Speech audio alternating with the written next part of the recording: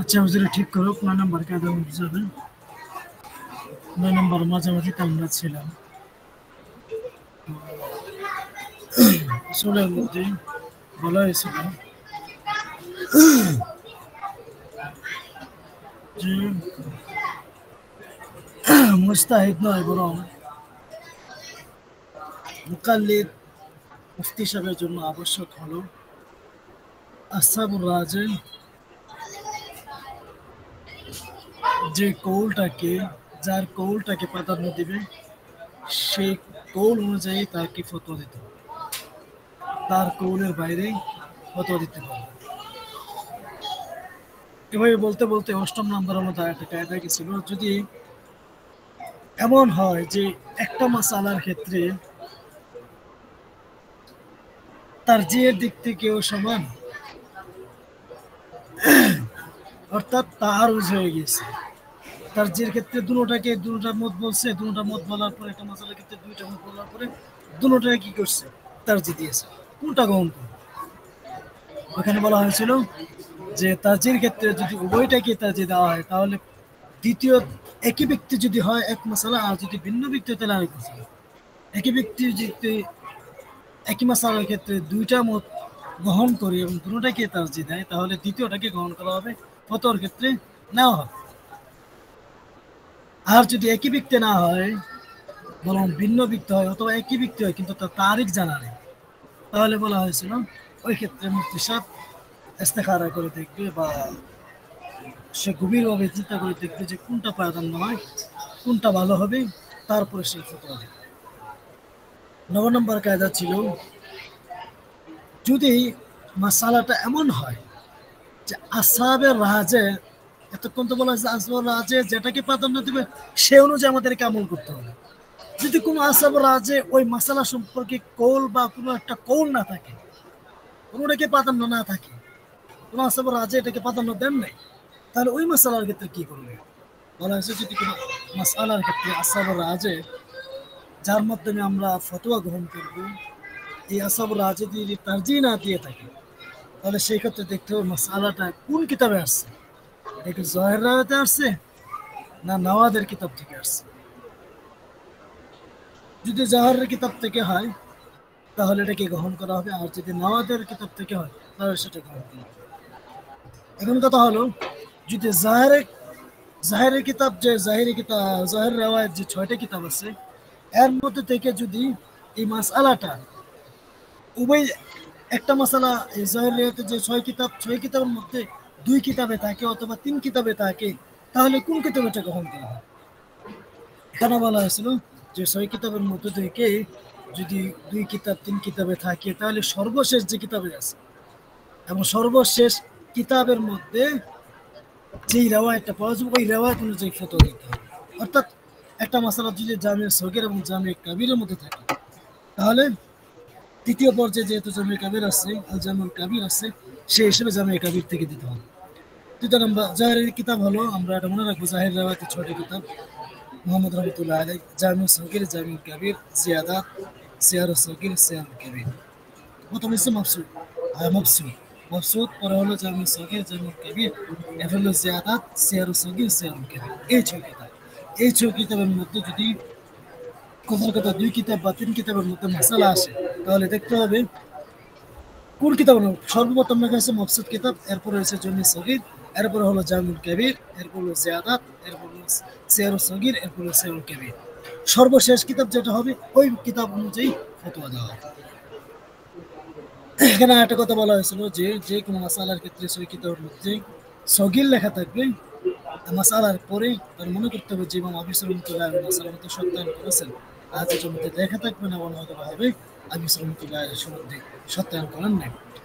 তো আবিস রহমতুল্লাহ আলী মোহাম্মদ রহমতুল্লাহ 6 কিতাবের মধ্যে থেকে শুধুমাত্র জামিয়া সগীরকে সবচেয়ে বেশি প্রাধান্য দিতেন এবং উনি যেখানেই যাইতেন সফর করতেন সফরের মধ্যে জামিয়া সগীর কিতাবটাকে তিনি পাশে রাখতেন, তিনি সাথে রাখতেন।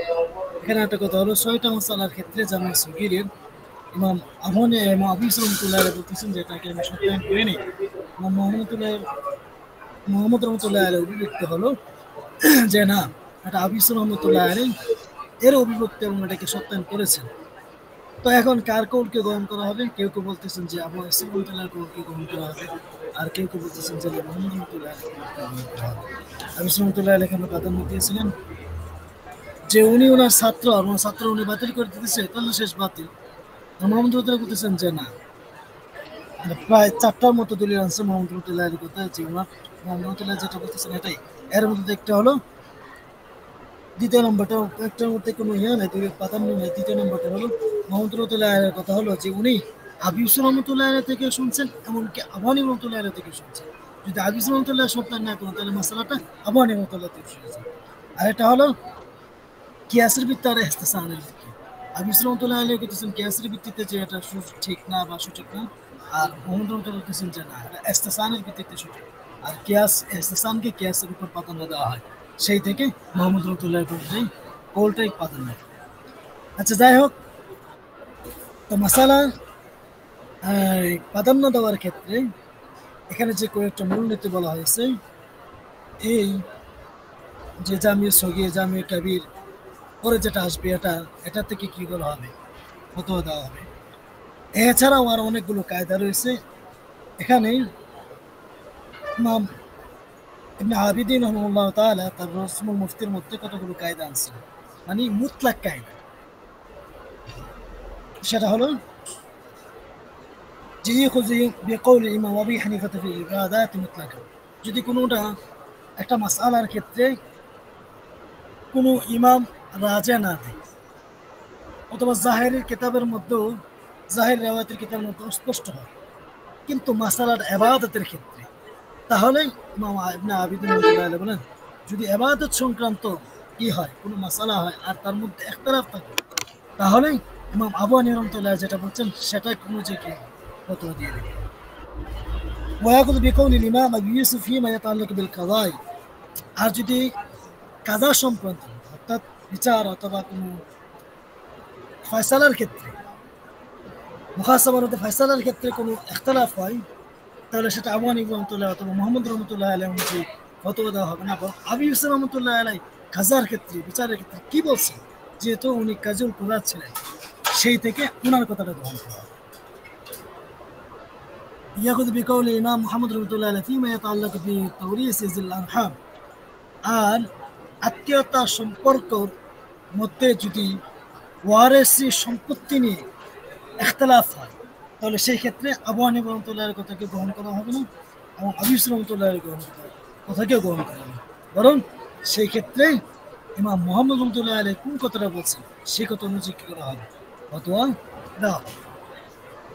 আর এটা বলা হইতেছে মূলনীতি, যে কোনো মুসলমান যদি কোনো কুফরি কথা বলে অথবা শিরকি কথা বলে, তাহলে যতটুকু সম্ভব যে তারকে কুফরির মধ্যে ফতোয়া দেওয়া থেকে বাঁচানো যাবে, কাফের হওয়া থেকে বলা থেকে বাঁচানো যাবে, ততক্ষণ পর্যন্ত তাকে কাফের ফতোয়া দিবে না, যদিও সেটা দুর্বল কোনো কৌলের কারণে, তবে দুর্বল কোনো জয়ীফের রাওয়ায়াতের কারণে তাকে কাফের ফতোয়া দেওয়া যাচ্ছে না, তাহলে সে কাফের ফতোয়া দিবে। অর্থাৎ যত সম্ভব মুসলমানকে কাফের ফতোয়া দিক থেকে বিরত থাকবে। 6 নম্বর হলো মুতুনের কিতাবগুলোকে শুরুহাতের কিতাবের উপর প্রাধান্য দেয়। হ্যাঁ,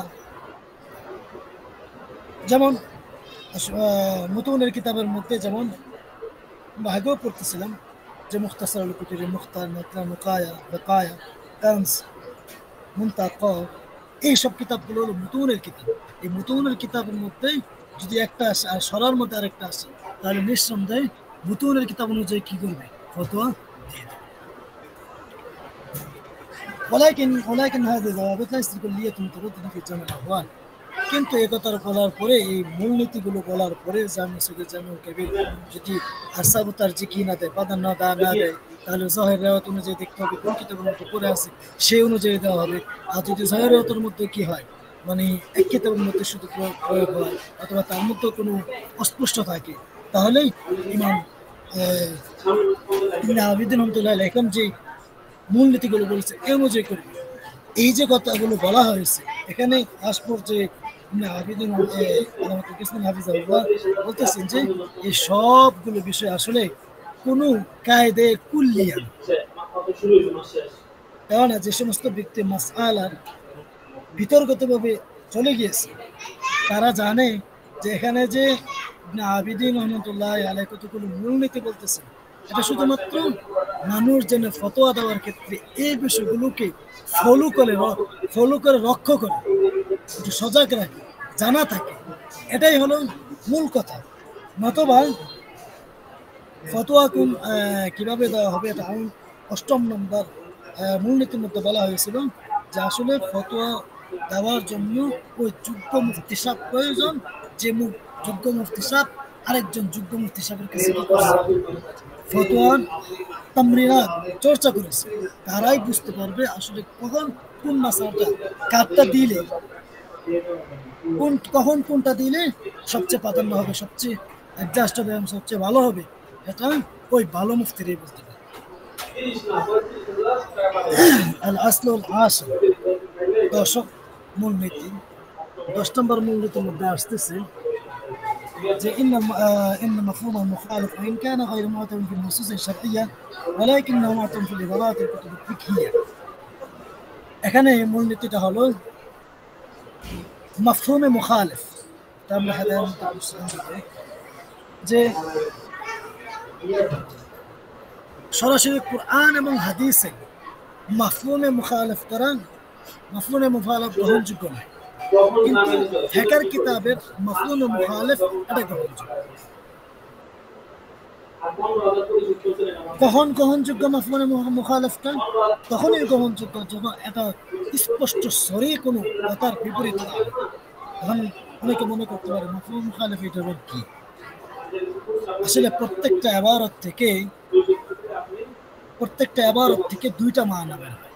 একটা হলো أنا دواسي المفهوم على قسمين، الأول مفهوم موافقته هو دلالة العبارة على ثبوت حكم المنطوق لمسكوت بمجرد فهم اللغة، أي بلا توقف على رؤي اجتهاد كالدلالة قوله تعالى فلا تكن لهما أف على تحريم الضرب والشتم।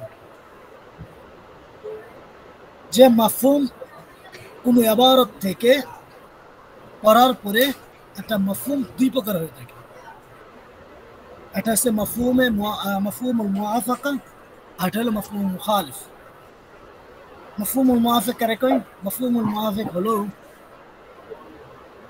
সরাসরি আরবি শব্দটা থেকে, সরাসরি আরবি ইবারত থেকে কোনো ইজতিহাদ ছাড়াই যে হুকুমটা প্রমাণিত হয়, ইবারত থেকে ইজতিহাদ ছাড়া যে হুকুমটা প্রমাণিত হয় তাকে বলে মাফহুমুল মুআফিক, অর্থাৎ ইবারতের মুআফিক।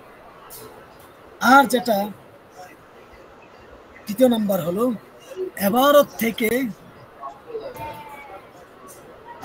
শুধুমাত্র এই ইজতিহাদ ছাড়া ইবারত থেকে যেটা বুঝে আসে না, বরং যে মাফহুমটা বুঝে আসছে তার উল্টো বুঝে আসছে, তাকে বলা হয় মাফহুম মুখালিফ। যেমন একটা উদাহরণ দেই, যেমন মাসালার ক্ষেত্রে আসছে আল ইবনু সাইমাতু যাকাতুন, যে উট নিজে নিজে মুক্তভাবে বিচরণ করে চলতে পারে, খেতে পারে, ওই সমস্ত উটের উপর কি করা হবে? যাকাত আসবে। তাহলে এটা আল ইবনু সাইমাতু যাকাতুন এই ইবারত থেকে মাফহুমে মুআফিক কি পাইলাম?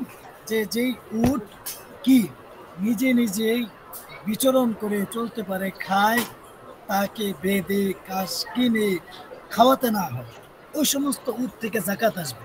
তাহলে তার বিপরীত কি? তার বিপরীত হলো যে সমস্ত উটকে মালিক নিজে নিজে বিচরণ করে না, বরং মালিক কি করে গোয়ালের মধ্যে রেখে তাকে লালন পালন করে এবং ইত্যাদি জিনিস নিজে থেকে ক্রয় করে তারপর তাকে খাওয়ায়, তাহলে বোঝা গেল ওই ইবারত থেকে যে আল ইবনু সাইমাই আল ইবনুল উলুফা, যেটা বিচরণ করে খায় না, ওই সমস্ত উটের উপর যাকাত ওয়াজিব হবে না। এটাই মাফহুমুল মুখালিফ। অর্থাৎ ইবারতের মধ্যে যেটা আসছে হুবহু ইবারতের উল্টা যেটা বুঝে আসছে ওইটা মাফহুম মুখালিফ। এখন মূল ইবারাতের মধ্যে বলা হয়েছে যে কুরআন এবং সুন্নাহর ক্ষেত্রে মাফহুমে মুখালিফ গ্রহণযোগ্য হবে না, কিন্তু কুরআন এবং সুন্নাহর মধ্যে গ্রহণযোগ্য হবে না। যেমন কোরআনের মধ্যে আসছে, আমরা পড়েছি ওয়ালা তাশতারু বিআয়াতি সামানান কালিলা, যে তোমরা ওয়ালা তাশতারু বিআয়াতি, যে আমার আয়াতকে সামান্য টাকার বিনিময়ে তোমরা বিক্রি করো না। এখানে তাইলে কি বোঝা গেল যে সামান্য টাকার বিনিময়ে বিক্রি করো না, এরা যদি আমি উল্টা অর্থ নেই যে সামান্য অর্থে আল্লাহ তাআলা না করতেছেন, তার মানে হলো কি বেশি অর্থে বিক্রি করা যাবে, মাফহুমে মুখালিফ এটা আছে। এখানে বলা হবে যে কোরআন এবং হাদিসের মধ্যে যে মাফহুমে মুখালিফ আছে, এই মাফহুমে মুখালিফকে গ্রহণযোগ্য হবে না, অর্থাৎ তার বিপরীত আমল করা যাবে না।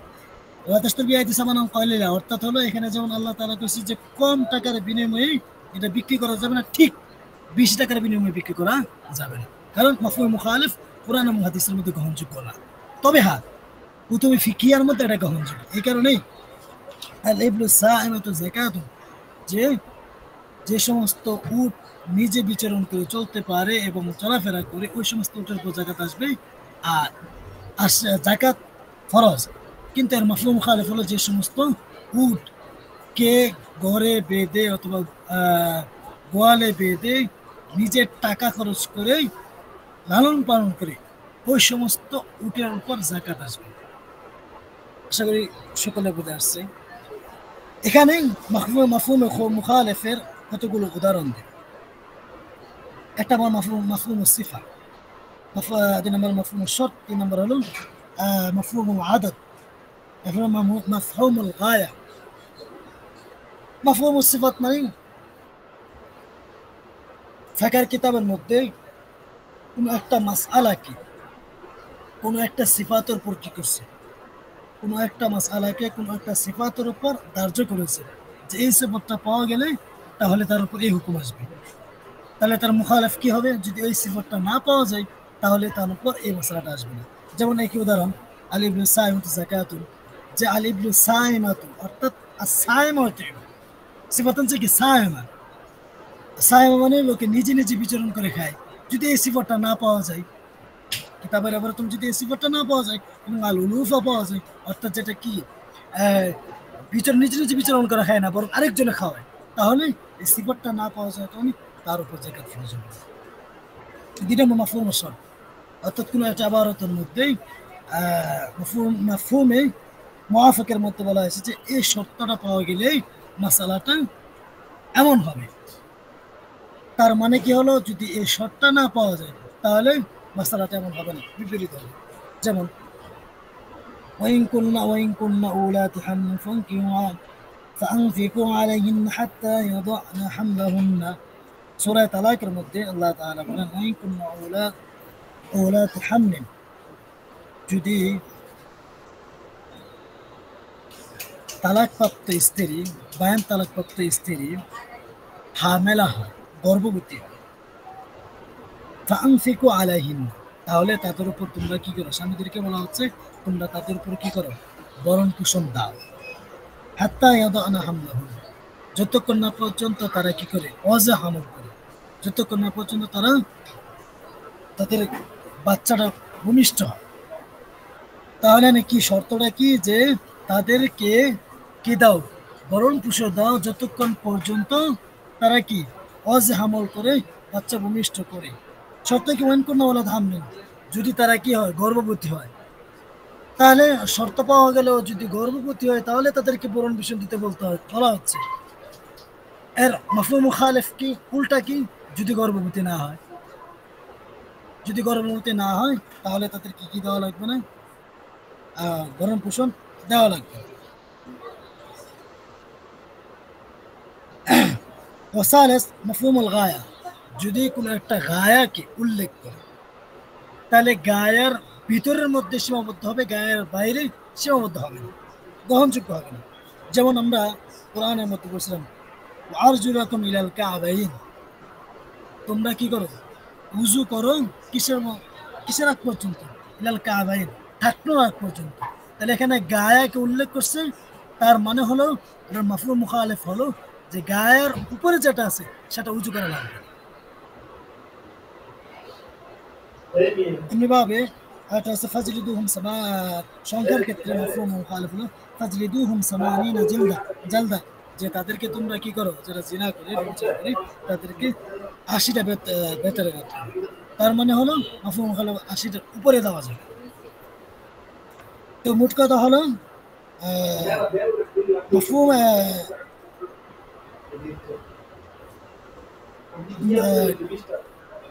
শরীয়তের মধ্যে কুরআন এবং হাদিস এবং ফিকহের কিতাব যেটা মাফহুম মুওয়াফিক এটাকে অবশ্যই গ্রহণ করতে হবে। কিন্তু কোরআন এবং হাদিসের মধ্যে মাফহুম মুখালিফকে গ্রহণ করা হবে না, শুধুমাত্র মাফহুম মুওয়াফিককে গ্রহণ করা হবে। আর কুতুবে ফিকহের মধ্যে যেগুলো আছে সেগুলোর মধ্যে মাফহুম মাফহুম মাফহুম মুওয়াফিককে গ্রহণ করা হবে এবং মাফহুম মুখালিফ যেটা সেটাকে গ্রহণ করা হবে। এগুলো এখানে বিস্তারিত আলোচনা করছে। 11 নম্বর হলো আল-আসল হাদি আসান, সর্বশেষ মনোনীত হলো ফতোয়ার ক্ষেত্রে لا يجوز العمل بالإفتاء بالرواية الضعيفة أو المرجوحة إلا لضرورة تبدو لمفتي عارف متبحر। এটা আমাদেরকে মনে রাখতে হবে, কোন দুর্বল রওয়ায়াতের মাধ্যমে অথবা মারজু রওয়ায়াতের মাধ্যমে আমলও করা যাবে, নিজেরও আমল করা যাবে না এবং কাউকে ফতোয়া দেওয়া যাবে ইল্লা লিজরুরতি তাবদু লিমুফতিন আরিফ মুতাবাহহির। তবে যদি এমন কোনো প্রয়োজন হয় যেটা সাংঘাতিক প্রয়োজন, তাহলে ওই ক্ষেত্রে মুতাবাহহির যে গ্রহণযোগ্য এবং কি সমুদ্র তুল্য যার জানা আছে, অবগত আছে, ওই সমস্ত মুফতি সাহেবের জন্য সুযোগ রয়েছে যে প্রয়োজনের কারণে সে যায়েফ ও মারজু কৌল দ্বারা ফতোয়া দিতে। قدمنا أن الواجب على المفتي المقلد أن يأخذ من الأقوال والروايات ما صححها أصحاب الترجيح। আমরা ইতিপূর্বে উল্লেখ করেছি যে মুফতি মুকাল্লাদের জন্য আবশ্যক হলো যে সে আসহাবে তারজিহ যে সমস্ত রাওয়ায়াতকে সহিহ বলবে সে ওই অনুযায়ী ওই রাওয়ায়াতগুলোকে গ্রহণ করবে। وأما ما يوجد في كتب الفقه من أقوال أو روايات ضعيفة صر أصحاب الترجيح بضعفها أو علم ضعفها بعباراتهم ضمنا والتزاما। আজ যে সমস্ত রাওয়ায়াত কুতুবে ফিকহের মধ্যে রাওয়ায়াত এবং আকওয়ালকে আসহাবে তারজিহ দুর্বল বলেছেন অথবা ওই ইবারত থেকে স্পষ্টভাবে অথবা ইলতিজামিভাবে প্রাসঙ্গিকভাবে দুর্বল মনে হয়, তাহলে ওই সমস্ত ইবারত থেকেও ফতোয়া ফালা ইয়াজুজুল আমালু আলাইহি ওয়াল ইফতা বিহা, তাহলে ওই সমস্ত রাওয়ায়াতের দ্বারা নিজেও আমল করা যাবে না এবং তার দ্বারা ফতোয়া দেওয়া যাবে না। وقال العلامة كاسر بن قطلب رحمه الله تعالى علامة كاسر بن قطلب رحمه الله تعالى بلان إن الحكم والفتية بما هو مرجون خلاف الأجمع إن الحكم والفتية بما مرجون কথা দ্বারা দলিল দ্বারা মত দ্বারা ফতোয়া দেওয়াটা বা কোনো বিচার কার্যালয়ে আদেশ করাটা খালাফুল আজমা, এটা আজমায়ের বিপরীত। وإن المرجوع في مقالة الراجح بمثل العدم, আর মারজুটা রাজের বিপরীতে উল্টো দিক থেকে বিপরীত। কেমন যেন রাজের বিপরীতে যে মারজুকে উল্লেখ করা হয় কেমন যেন মারজুটা কাল আদম নাই। وارتجوا بغير مرجح في مقابلة ممنوع, আর তারজির বিপরীতে রাজে কতর বিপরীতে মারজুকে প্রাধান্য দেওয়াটা মামনুআন, এটা নিষিদ্ধ। وإن من يكتفي بأن يكون فتواه وعمله موافقا لقول أو وجه في مسألته ويعمل بما شاء من الأقوال والوجوه من غير النظر في الترجيح, এটা আমাদের বুঝতে হবে। অনেকে এটা আবারতের সাথে একটু মিল পেয়েছি লিখে দিয়েছি দুটো বিষয়, এই কথাই বলছি। وإن من يكتفي بأن يكون فتواه وعلمه موافقا لقول, যদি কোনো ব্যক্তি যথেষ্ট মনে করে তার ফতোয়া দেওয়ার ক্ষেত্রে আমলের ক্ষেত্রে যে উলামায়ে একরাম তো অনেকগুলো কওল আকওয়াল উল্লেখ করেন, যে কোনো একটা আকওয়ালের সাথে যদি আমলটা মিলে যায়, কোনো একটা আকওয়াল যে কোনো একটা দুর্বল হোক একটা কওলের সাথে মিলে গিয়েছে, অথবা কোনো একটা মাসালার একটা দিক একটা যে কোনো একটা প্রান্তর দিক থেকে মিলে গিয়েছে, শুধুমাত্র এটাকে কেন্দ্র করে অর্থাৎ কোনো একটা ফতোয়া দিবে, দেখা যাচ্ছে যে একটা একদম মারজু একটা কওল আছে, মানে ওয়াকিলা ওয়াকিলা কিলা দিয়ে বলছে, আর এর মধ্যে থেকে একটা কি হচ্ছে দলিল হিসেবে সে উল্লেখ করে দিয়েছে, অথবা মাসালাটা কোনো একটা দিক থেকে একটু মিল আছে, পুরোপুরি মিল নেই, সে কি করলো এটাকে দলিল হিসেবে দিয়ে দিল। তাহলে এক্ষেত্রে বলা হচ্ছে যে এই সমস্ত দিক থেকে যদি দেওয়া হয় তাহলে ফাকাদ জাহিলা, তাহলে সে নিজেও অজ্ঞ হলো, বা খারাকাল আজমা, এবং কেমন যেন ওই মুফতি সাহেব আজমাকে ভঙ্গ করে দেয়। ولكن نصر عدة من الفقهاء بأنه قد يجوز العمل بالإفتاء برواية ضعيفة أو قول مرجوع لضرورة اقتضت ذلك।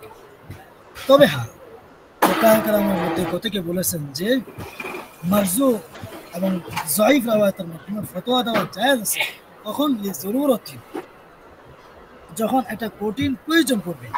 হাসিল কালাম আন্নাহু লা ইয়াজুজু আখযু বিল আকওয়ালি যায়িফা বিতাসাহুহ, তাহলে এর দ্বারা বোঝা গেল যে জয়ীফ এবং মারজু কওল দ্বারা ফতোয়া দেওয়া যাবে না, তবে হ্যাঁ যদি কঠিন কোনো প্রয়োজন পড়ে তখন দেওয়া যাবে। এর মোট কথা হলো যে নিজের প্রবৃত্তির জন্য বা নিজের লোভ লালসার জন্য কোনো একটা জয়ীফ কওলকে গ্রহণ করা যাবে। ولكن إذا ابتلي الرجل بحاجة ملحة، যদি তবে হ্যাঁ যদি কোনো ব্যক্তি এমন প্রয়োজন পড়ে যে তার এই দিকটা ছাড়া অন্য কোনো দিক নেই, এই দিকে তাকে যেতে হবে, এমন প্রয়োজন পড়ে উপায় না থাকে, ওয়াসিআ লাহু আন ইয়ামালা নাফসি বিকওলিন যায়িফ আও রাওয়ায়াতিন মারজুহ, তাহলে তার জন্য সুযোগ রয়েছে যে সে যায়িফ কওল অনুযায়ী অথবা মারজু কওল অনুযায়ী সে আমল করতে পারে। وقد ذكر العلامة ابن عابدين في شرح قدر المفتي عدة أمثلة لهذا الحاجة، প্রয়োজনের কারণে যে অধিক প্রয়োজনের কারণে যে জয়ীফ এবং মারজু কওলের উপর ফতোয়া দেওয়া যাবে বা নিজে আমল করা যাবে, এর কয়েকটা দৃষ্টান্ত ইবনে আবিদিন রাহিমাহুল্লাহ তাআলা উল্লেখ করেছে। আল আউয়াল, এর মধ্যে থেকে এক নম্বর উদাহরণটা হলো المذهب المفتي به عند الحنفية أن المني إذا انفصل عن مقره بشهوة يجب غسله، سواء كانت الشهوة فترة عند خروج من الآلة أم لا، فلو أمسك الرجل ذكره عندما أحس بالاحتلام إلى أن فترت شهوته ثم أرسله جبوجينيا مثلا একটু গোপনীয় কি আর যে হানাফি মাযহাবের নিকট মুস্তাবি কওল হলো, মানে ফতোয়া দেওয়া হয়েছে, এই ফতোয়া বিশিষ্ট কওল হলো বা হানাফির নিকট ফতোয়া দেওয়া হয়ে গেছে এই মাসালার ক্ষেত্রে যে যদি মনি অবস্থান স্থল থেকে শাহওয়াতের স্বার্থে বের হয়, যদি শাহওয়াতের সাথে অবস্থান স্থল থেকে বের হয় তাহলে ইয়াজিবুল গোসল, তাহলে সর্বসম্মতিক্রমে হানাফির নিকট গোসল ফরজ হয়ে যায়। চাই এটা আলা থেকে বের হওয়ার সময় শাহওয়াত থাকুক অথবা না থাকুক। এখন কথা হলো কোনো ব্যক্তি যদি ইহতিলামের অবস্থা বা ইহতিলামের হচ্ছে এমন একটা অনুভূতি তার চলে আসে, আর তখন সে কি করে তার আলা থেকে মিনিটে বের হওয়ার সময় আপনার আটকিয়ে দেয়, এরপর যখন তার শাহওয়াত নিস্তেজ হয়ে যায় এরপরে কি হয় মনি বের হয়, তাহলে তাহলে গোসল ফরজ হবে কিনা, এক্ষেত্রে একটা ইখতিলাফ আছে। সেটা হলো তরফাইন, অর্থাৎ আবু হানিফা রাহমাতুল্লাহ মুহাম্মদ রাহমাতুল্লাহ বলতেছেন হ্যাঁ সেটা যদি ইনফিসালের সময় শাহওয়াত থাকে, খুরুজের সময় শাহওয়াত থাকুক বা না থাকুক, অবস্থান স্থল থেকে বের হওয়ার সময় যদি কি থাকে শাহওয়াত থাকে, এখন বের হওয়ার সময় আলা থেকে বের হওয়ার সময় শাহওয়াত থাকুক অথবা না থাকুক উভয় অবস্থায় গোসল ফরজ। কিন্তু ইমাম আবু ইউসুফ রহমতুল্লাহ একটা কৌল উল্লেখ করেছেন, সেটা হলো যে অবস্থান স্থল থেকে যদি বের হওয়ার সময় কি শাহওয়াত থাকে, আবার পরে চেপে ধরার কারণে বা যে কোনো কারণে পরবর্তী নিস্তেজ হওয়ার পরে কি হয় উনি বের হয়, তাহলে উনি বলেন যে তাহলে গোসল ফরজ হবে। এখন তাহলে জয়ীফ কৌল এসেছে আবু ইউসুফ রহমতুল্লাহ কৌল, আর মুফতাবি কৌল হলো তরফাইন রহমতুল্লাহ কৌল, গ্রহণ করতে হবে তরফাইন রহমতুল্লাহ কৌল। কিন্তু যদি ওই ব্যক্তি মুসাফির হয়, তার কোনো কাপড় না থাকে, এক, দ্বিতীয় কথা হলো আল কায়না জাইফান, যদি সে ব্যক্তিটা কোনো মানুষের বা তার বন্ধুর কাছে মেহমান হয়, আর যদি এমতো অবস্থায় সে কি করতে চায়, গোসল করতে চায়, তাহলে সে বিরাট বড় সন্দেহের মধ্যে পড়ে যাবে, লিবার মধ্যে পড়ে যাবে। তাহলে এই ক্ষেত্রে ইমাম আবু ইউসুফ রহমতুল্লাহ আলাইহি যে মত গোসল ফরজ হবে না, তখন এই জরুরতের কারণে ইমাম আবু ইউসুফ রহমতুল্লাহ কথাটা কি করা হবে, গ্রহণ করা। তো এই জরুরতের কারণে জয়ীফের উপর কি গ্রহণ করা যায় আছে। দ্বিতীয় নম্বর একটা উদাহরণ, ইমাম রহমতুল্লাহ আলাইহি আহনাফের নিকট মুতাবিক কৌল, যা আমরা জানি, যদি রক্ত ক্ষতস্থান থেকে বের হয়ে যায় এবং একটু ফুটকার মতো বের হয়, কিন্তু ক্ষতস্থানের একটু ক্ষতস্থান থেকে এখনো গড়িয়ে পড়ে নাই, প্রবাহমান হয় নাই, কিন্তু প্রবাহমানের একটা কাছাকাছি চলে গিয়েছে, এমতো অবস্থায় যদি কোনো ব্যক্তি ওই রক্তটাকে গামছা দিয়ে অথবা কোনো কাপড় দিয়ে নেকড়া দিয়ে মুছে দেয়, এবং আমাদের ধারণা থাকে যে হ্যাঁ, যদি এই রক্তটা মুছা না হইতো তাহলে ক্ষতস্থান থেকে প্রবাহমান হয়ে যাইতো, তাহলে আমরা সর্বসম্মতিক্রমে জানি তার ওই ব্যক্তির কি হবে, উজু ভেঙে যাবে, উজু থাকবে। কিন্তু এখানে হেদায়া কিতাবের মধ্যে এই ক্ষেত্রে একটা একদম জয়ীফ একটা কৌল আছে, সেটা হলো এই ক্ষেত্রে যদি মুছে ফেলে তাহলে তার উজু ভঙ্গ হবে না, একটা জয়ীফ কৌল। তো এখানে ইবনে আবিদিন রহমাতুল্লাহ আলাইহি বলেন যে ওনার একটা সময় উনি অসুস্থ ছিলেন, তো কেগিল হেমেসা নামে একটা রোগ তার চিকিৎসা চলছিল। চিকিৎসার সময় তার এই দুর্বলতার কারণে একটা বিপদের মধ্যে এমন একটা সমস্যার মধ্যে উনি পড়েছিলেন। তখন কি করছেন তিনি, যে উজুতে ভেঙে যাবে মুফতাবি করে হয়েছে, কিন্তু তিনি তখন এই হেদায়া কিতাবে যে দুর্বল রেওয়ায়াত আছে, উনি বলেন যে আমি ওই দুর্বল রেওয়ায়াত অনুযায়ী কি করছি, আমল করছি। যদি তিনি অসুস্থ ছিলাম, কিন্তু অসুস্থর পরেই আমি কি করলাম, আবার নতুন করে সুস্থতা হওয়ার পরে ওই সময় যে নামাজগুলো পড়েছিলাম সবগুলো নামাজ আবার নতুন করে পড়েছি। তার মানে হলো জরুরতের সময়, প্রয়োজনের সময় দুর্বল কৌলের উপরে কি করা যায়, আমল করা যায়, ফতোয়া দেওয়া যায়। এই কথাটা ইবনে নুজাইম রহমাতুল্লাহ আলাইহি তাহরুর রায়কের মধ্যে উল্লেখ করেছেন যে প্রয়োজনের সময় যদি কোনো ব্যক্তি সহজকরণের জন্য কি করে, অধিক প্রয়োজনীয় সহজকরণের জন্য জয়ীফ কলের উপর ফতোয়া দেয় কান হাসানা, তাহলে সেটা সে ভালো কাজ করেছে, অর্থাৎ সেটা ভালো। ইবনে আবিদিন রহমাতুল্লাহ আলাইহি বা বাহরুর রায়কের কিতাবকে উল্লেখ করার পরে উনি বলেন মোট কথা হলো যদি কোনো ব্যক্তি মুস্তর, অর্থাৎ এমন একটা পর্যায়ে পৌঁছে যায়, সমস্যা পড়ে যার ব্যতিক্রম কোনো সূরত নেই, তাহলে তাকে ওই অবস্থায় ওই অবস্থার মধ্যে তাকে প্রয়োজনের কারণে দুর্বল কৌলের উপর ফতোয়া দেওয়া যেতে পারে। ইবনে আবিদিন রহমাতুল্লাহ আলাইহি হাসিন মাযহাব ইবনে আবিদিন রহমাতুল্লাহ যা উল্লেখ করেছেন তার খাস কথা হলো যে মারজুক এবং জয়ীফ কথার উপর আমল করা যাবে দুই অবস্থায়। এক অবস্থা আল-আউয়াল হালাতু যুররাতি ওয়া রাফউল জারহি শাদীদ, যখন প্রয়োজনটা মারাত্মক পর্যায়ের হবে, অনেক বেশি হবে এবং তার মাধ্যমে একটা বিশাল বড় সমস্যা সমাধান হয়ে যাবে, দূরীকরণ হবে, তখন এই জয়ীফ কলের উপর ফতোয়া দেওয়া যাবে। দুই নম্বর হলো যখন মুফতি সাহেব কি হবে, ইজতিহাদের যোগ্যতা রাখবে, ইজতিহাদ ফিল মাযহাব, যদিও সে মাসআলা কি কোনো জুজই মাসালা হোক, কারণ সে তার নিজের কাছে যে দলিল আছে, এই দলিলের মাধ্যমে সে কি করতেছে, নিজেকে মনে করতেছে যে এই দলিলের মাধ্যমে সে কি করবে, কথাটাকে জয়ীফটাকে তারজি দিবে, প্রাধান্য দিবে।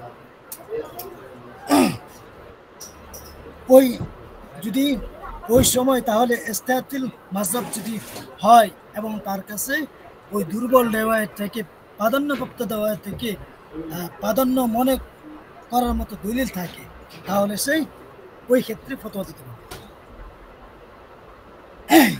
এই জন্যই ইমাম বিরি রহমতুল্লাহ আলাইহি আসবাহ শরাহর মধ্যে উল্লেখ করেছেন, আলিয়াজুল ইনসান আমাল বিসাইহি মিন রিওয়ায়াতিহি হাক্কি নাফসিহি, যে দুর্বল রেওয়ায়েতের উপর মানুষের জন্য ফতোয়া দেওয়া জায়েজ আছে কিনা বা আমল করা জায়েজ আছে কিনা, তখন উনি এক্ষেত্রে উত্তর দিয়েছিলেন না আমি দেখা না লড়াই।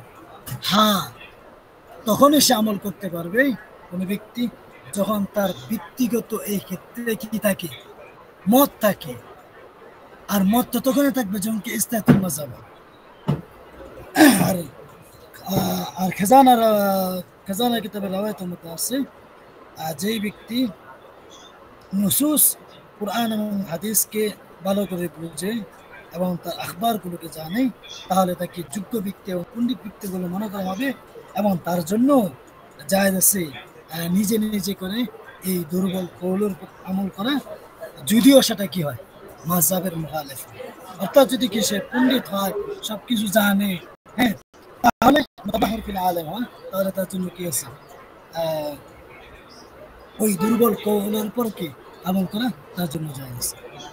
তাহলে সর্বশেষ যে মূলনীতি সেটা হলো কোনো মুফতি সাহেবের জন্য জায়েজ নেই রাওয়ায়াত যায়িফা অথবা কোনো মারজুহা কৌলের উপর ফতোয়া দেওয়া অথবা নিজে আমল করা। তবে হ্যাঁ, সে যদি মুতাবাহহির ফিল আলেম হয়, অর্থাৎ তার ইলমের দিক থেকে গভীরতা থাকে, তাহলে তার জন্য জায়েজ আছে, সে নিজে আমল করতে পারবে, আরেকজনকেও আমলের জন্য বলতে পারবে।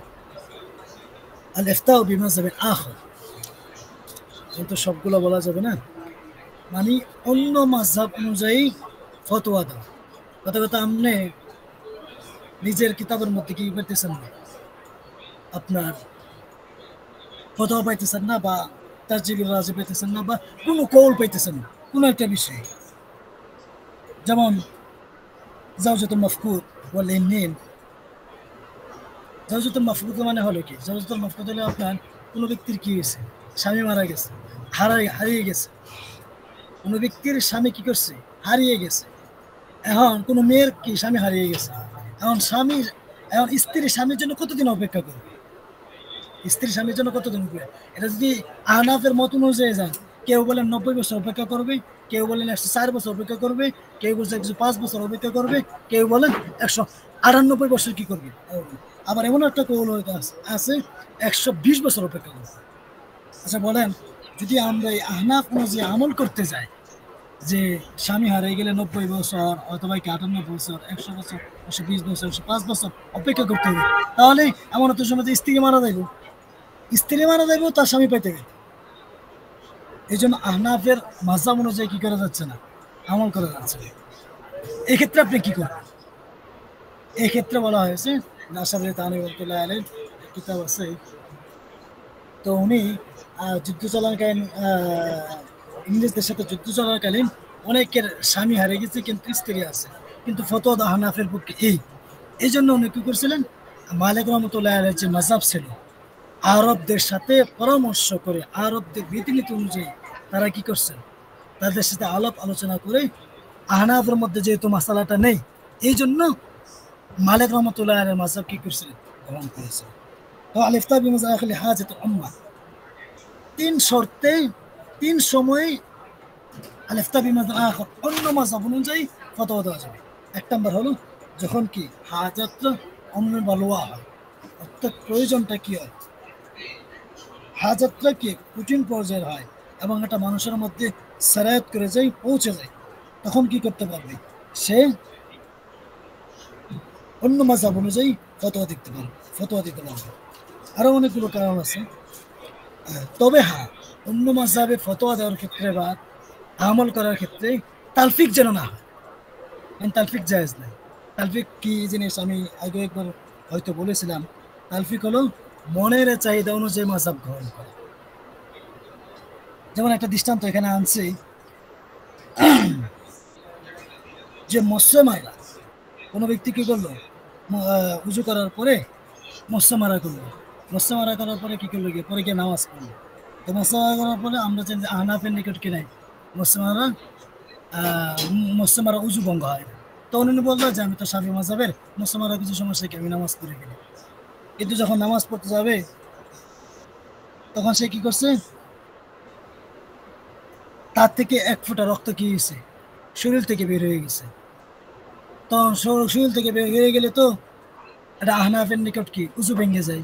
কিন্তু শাফির নিকট আরেকটা কৌল আছে কি গৈরে সাবিলাইন যদি কি হয় রক্ত বের হয় বা কোনো কিছু পুষ্ট বের হয় আর উজু বন্ধ হয় না, তখন সে নামাজের মধ্যে বলতেছে কি যে আমি তো আহনাফ না, আমি শাফি। নামাজের আগে ছিল কি শাফি, নামাজের আগে ছিল আহনাফ। মুসলমানরা ক্ষেত্রে যেহেতু উজু ভেঙে যায়, কার নিকট শাফির নিকটের জন্য শাফি মাজাব না, কি মাজাব উনি হলো আহনাফ মাজাব। মুসলমানরা যদি উজু ভেঙে না তখন উজু ভেঙে না, কিন্তু নামাজের মধ্যে কোনো এক কারণে কি রক্ত বেরিয়ে গেছে, এখন গিয়ে করতেছে কি আমি স্বামী বাঁচাবো, কারণ স্বামী মধ্যে মধ্যে কি হয় না, ঘরে সাবিলেন যদি রক্ত বের হয় তাহলে কি হয় না, উঁচু ভঙ্গ হয় না, অতএব আমার কি হয় না, উঁচু ভঙ্গ হয় না। তো এদিক দিয়ে সে মুসলমানও করলো, আবার এদিক দিয়ে কি রক্ত, তার রক্ত কি হলো, তার প্রভাবিত হলো। তো এক এক সময় কি করছে, এক এক মাঝহাব গ্রহণ করে বলতেছে যে কি আমার নামাজ হয়ে গেছে। এটা হলো আসলে কি শাহওয়াত বা নিজের পবিত্রের কারণে কি করছে, সে মাযহাবকে পরিবর্তন করছে, এই তারফিক জায়েজ না। অন্য মাযহাব ফতোয়া দেওয়ার জন্য আরেকটা কারণ হলো আল-ইফতা বিমাদ আখার লিরুজহান দলিল। যদি অন্য মাযহাবের দলিলগুলা প্রাধান্য মনে হয়, সব দিক থেকে গিয়ে পারফেক্ট মনে হয় মুতাবাহির আলেমের কাছে, মুস্তাহিদের কাছে, তাহলে সে কি করতে পারবে, অন্য মাযহাব অনুযায়ী দলিল দিতে পারবে। দ্বিতীয় নম্বর হলো যদি কোনো কাজী সাহেবকে, অর্থাৎ কাজী সাহেব হলো আপনার আহনাফের, কিন্তু তাকে নিয়োগ দেওয়া হয়েছে শাফি মাযহাবের জন্য, শাফি মাযহাবের কোনো কনফারেন্সে বা শাফি মাযহাবের কোনো বিচারালয়ে তাকে কি করা হয়েছে, বিচারক হিসেবে বানানো হয়েছে, তাহলে সে কি করতে হবে, বাধ্য, যেহেতু শাফি মাযহাবের আন্ডারে তাকে কি করেছে, নিয়োগ দেওয়া হয়েছে, ওই হিসেবে সে কি করতে পারবে, শাফি মাযহাব অনুযায়ী ফতোয়া দিতে পারবে। তো মোটামুটি আমাদের কিতাব আপনার 7টা-8টার মতো আলোচনা ছিল, আমি বলতেছি। এক নম্বর ছিল ফতোয়া কতরতহা, মানে পারিভাষিক অর্থ এবং জুজিয়াত, কাজে মাঝার পার্থক্য কি, তাহাইবুস সালফি সালিনদের ফতোয়ার ক্ষেত্রে কতটুকু বই ছিল। আলহামদুলিল্লাহ এই পুরোটা অধ্যায় আমরা পড়েছি।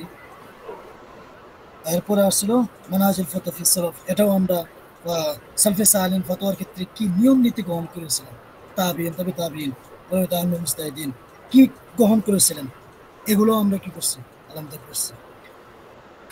এর মধ্যে আর একটা ছিল তারকিজ কওয়ায়েদ রাসূল মুফতি আলা মাযহাব হানাফিয়া, আলাল মাযহাব অনুযায়ী মুফতি সাহেবের কাওয়ায়েদগুলোকে যে আজকে মাত্র শেষ করলাম, এটাও আমরা পড়ছি। এখানে আরো বিশাল বড় আলোচনা সবগুলোই পড়লাম।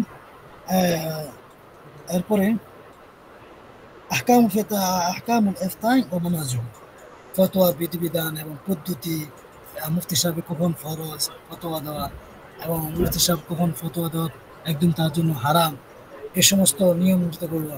ইস্তেফতার মুফতির কি আদব এবং মুস্তাফতির কি আদব, আলহামদুলিল্লাহ সবগুলো আমরা পড়ছি। এক দুইটা শুধু আলিফতা বিমাজন আখর, এটা তো বললাম যে 3টা কারণ।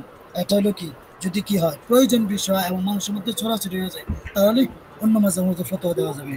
আর এটা বললাম যে যদি দলিলের দিক থেকে মুতাবাহির আলেম মুস্তাহিদের কাছে মনে হয় যে তার দলিলটা প্রাধান্য, তাহলে দেওয়া যেতে পারে। আর এটা হলো যদি তাকে অন্য মাযহাবের জন্য কাজে নিয়োগ করা হয়। এখন আমাদের বাকি আছে কি তাগায়্যুর আহকাম বিতাগায়্যুরিজ জামান, এটা বাকি ছিল। আর হচ্ছে তাবকাতুল ফুকাহা, এই দুটাই শিরোনাম বাকি ছিল কি। তো এখানে তাগায়্যুর আহকাম বিতাগায়্যুরিজ জামান, এটা কোনো কতগুলো ইল্লাতের মাধ্যমে জমানার পরিবর্তনের কারণে দেখা যায় কি, সংক্ষেপে বলে দেই যে আপনার কোনো ইল্লাতের কারণে কি করছে, মাসালা একটা ছিল, কিন্তু ইল্লাতটা কি হয়েছে, ফওত হয়ে গেছে, তখন দেখা যাবে ইল্লাত ফওত হয়ে যাওয়ার কারণে মাসালা পরিবর্তন হয়ে যাবে।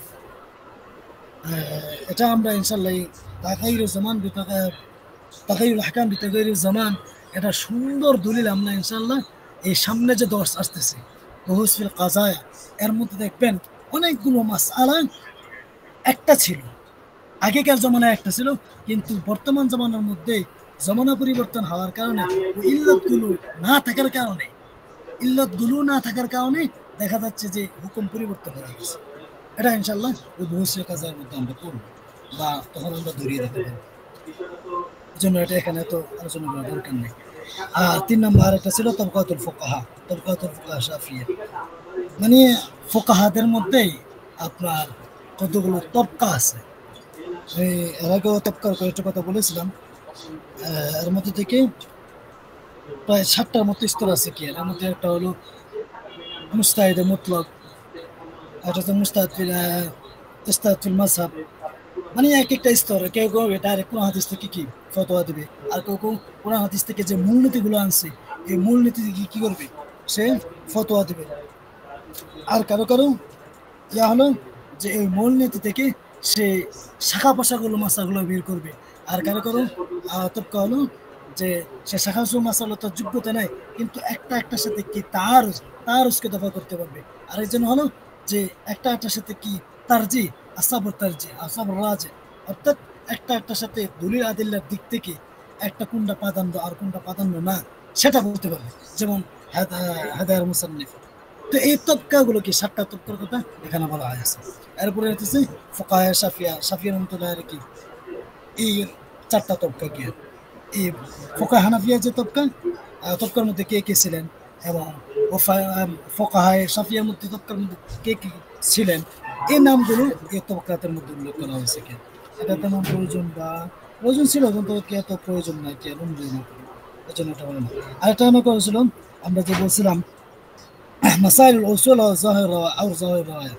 জাহিরুর রাওয়ায়াতের যে ৬টা কিতাব আছে, আজকে যেটা বললাম যে মাবসুত, জামি সগীর, জামি কবির, জিয়াদাত, সেরু সগীর, সেরু কবির, এই ৬টা কিতাবের কি করছে? এটা কত ফুকার পরবর্তীতে এসে এটা বিশাল আকারে কি করছে? পরিচয় দিছে। কে লিখছে, এর মধ্যে কি আছে না আছে, এই জাহিরুর রাওয়ায়াতের কি করছে? কিছু কিতাব পরিচয় তুলছে। আর আমরা যে বললাম মাসালে নওয়াদের কিতাব থেকে নেওয়া যাবে না, ওইখানে নওয়াদের কিতাবগুলো কি ওই কয়েকটা নওয়াদের কিতাব কি করেছে উল্লেখ করা হয়েছে। এটা তেমন বিশ্বে একটা জ্ঞান তেমন প্রয়োজন নয় জ্ঞান, সে থেকে এটা ওইভাবে একদম আবার করা হয় না। কিন্তু আলহামদুলিল্লাহ যতটুকু না হলে নয়, বা আলহামদুলিল্লাহ আমাদের জন্য যথেষ্ট ছিল বা আমাদের দরকার ছিল, এই পুরা কিতাব আলহামদুলিল্লাহ আমাদের পড়া হয়েছে। আর যেটা করা হয় না এটা তো বললাম তেমন প্রয়োজন ছিল না। আর এখন তো মোটামুটি মুলাখাসটা আমরা ধরতে পারছি। তো ইনশাল্লাহ শুনলাম 14 তারিখে ইনশাল্লাহ আমাদের পরীক্ষা শুরু হয়ে যাবে। তো আলহামদুলিল্লাহ আমরা সকলেই পরীক্ষার জন্য প্রস্তুতি নেই, এবং পরীক্ষার পাশাপাশি ওই তামরিনগুলোর প্রতি কি দেয়, গুরুত্ব বেশি দেয়। কারণ এখনই সময়, পরবর্তীতে কিতাব চলবে বা অনেক ব্যস্ততা চলে আসবে। বর্ষ শেষের দিক দিয়ে দেখবেন যে অনেক আক্ষেপ করতে হইব কি যে আরে আমার সাথে ভাই 50টা তামলিন করে ফেলছে বা 60টা তামলিন করে ফেলছে, আর অনেকগুলো করে ফেলছে আর আমি করতে পারি নাই। যেদিন ইনশাল্লাহ হুজুর থেকে শুনলাম তো সকলে একত্রিত হবো একটা সময় বছর লাস্টে। তো একত্রিত হলে তো দেখবেন যে 1/50টা, 1/100, 1/80টা তামলিন করে ফেলছে, তখন আপনার কাছে একটা খারাপ লাগবে কি আর। এই জন্য পরীক্ষার পাশাপাশি ইনশাল্লাহ আমরা কি করবো, তামরিনের প্রতি তামরিনের প্রতি গুরুত্ব দিব। আল্লাহ তাআলা আমাদের সকলকে গুরুত্ব দেওয়ার তৌফিক দান করুন।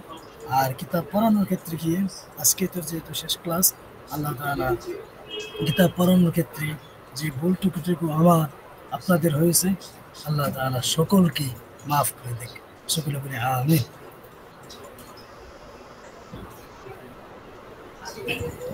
আমিন।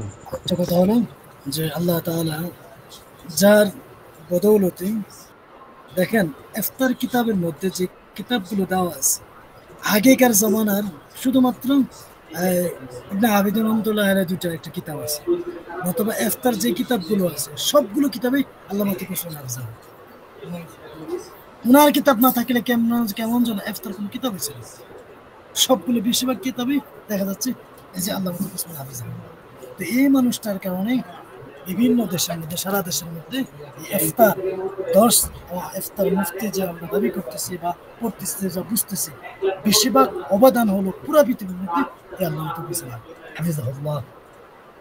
এই জন্য আমরা হজরতের জন্য প্রাণ খুলে দোয়া করব আল্লাহ তাআলা যেন, এখন ওই দিন হিসাব করলাম একটা পত্রিকার মধ্যে রাবেতার মধ্যে ওনার জীবনী চলতেছে কি আর, তো প্রায় আলহামদুলিল্লাহ ওনার বছর আছে এখন 85 বছর। আল্লাহ তাআলা ওনাকে অনেক বছর হায়াত তৈয়বা কাবিলা আল্লাহ তাআলা দান করুন। এই দোয়া করব, এবং হুজুরের জন্য আমরা অবশ্যই ইনশাআল্লাহ প্রত্যেক নামাজের পরে মুসান্নিফের জন্য দোয়া করা আমরা সেটা করব। আজকে এই পর্যন্তই থাক। ইনশাল্লাহ দেখা হবে আশা করি পরীক্ষার দিন। সবাই ভালো থাকবেন, সুস্থ থাকবেন। আসসালামু আলাইকুম। কারো কোনো প্রশ্ন থাকলে বলতে পারেন।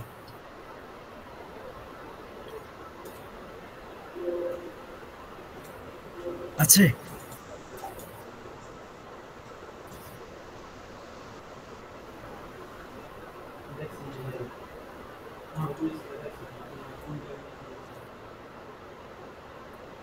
জি না ওস্তাদ জি, প্রশ্ন নাই। আচ্ছা, তাহলে তাহলে ঠিক আছে। সবাই ইনশাল্লাহ পরীক্ষার জন্য ভালো করে প্রস্তুতি নিন। আর তেমন এটা বিষয়কে আসসালামু আলাইকুম রহমতুল্লাহি ওয়া বারাকাতুহু। ওয়ালাইকুম আসসালাম ওয়া রাহমাতুল্লাহি ওয়া বারাকাতুহু।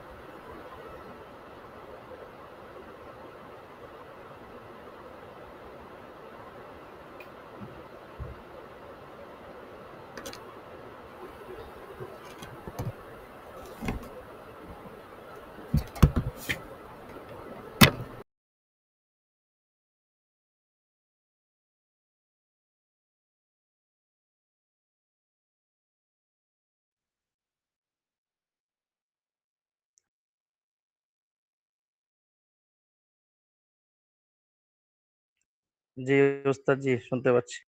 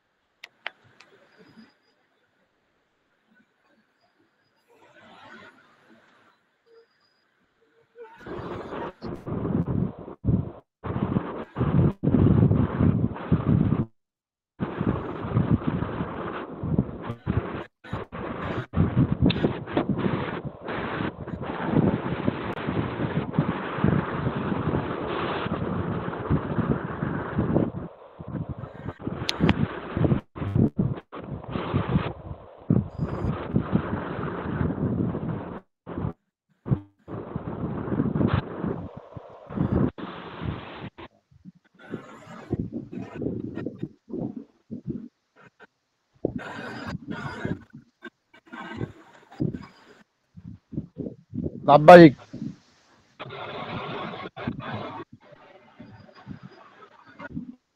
লাব্বাইক ওস্তাদ জি, আছি।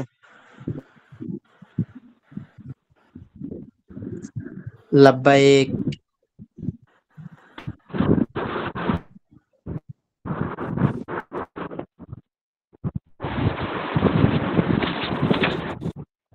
লাব্বাইক।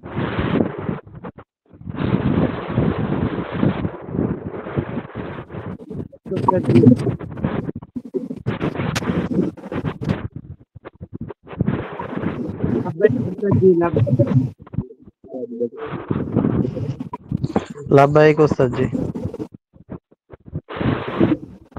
লাভবাহিক।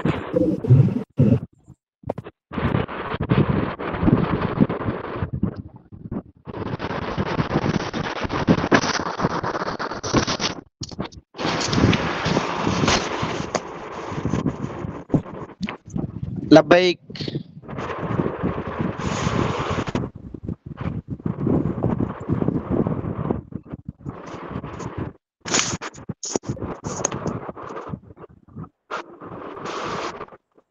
লাব্বাইক।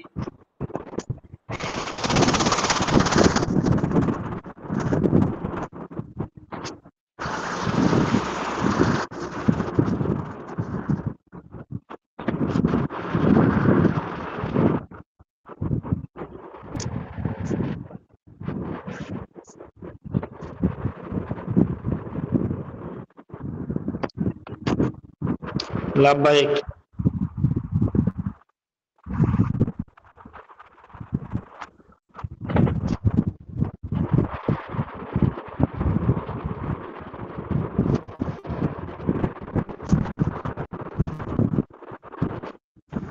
লাব্বাইক লাব্বাইক যদি না শুনে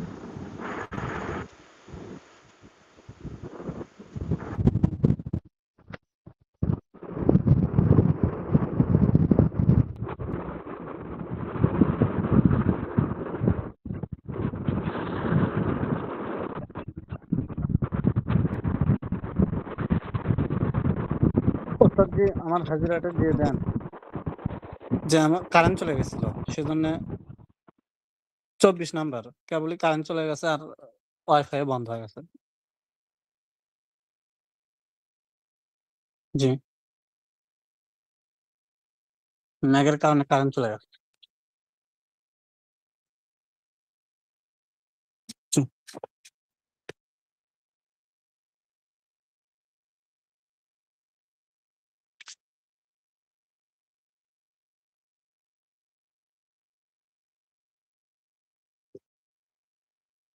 আসসালামু